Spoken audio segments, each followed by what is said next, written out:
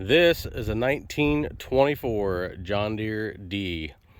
This was built in very early September, and I don't have the documents in front of me, but I want to say it was shipped September 4th, 1924.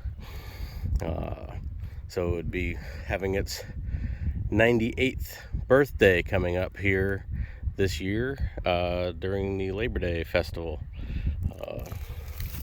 Hooked to the back of it is a John Deere 5C 3-bottom plow.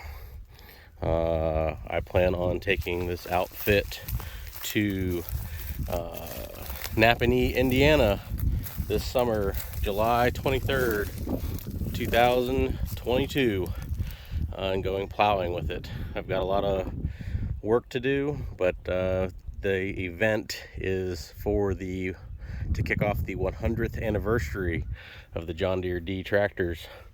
The first John Deere Ds were built in 1923. There was 50 of them. So the event in Napanee, Indiana is to kick off the celebration for the 2023 show year, where there will be several shows featuring the 100th anniversary of the John Deere D. So hope to see you out there. Talk to you later.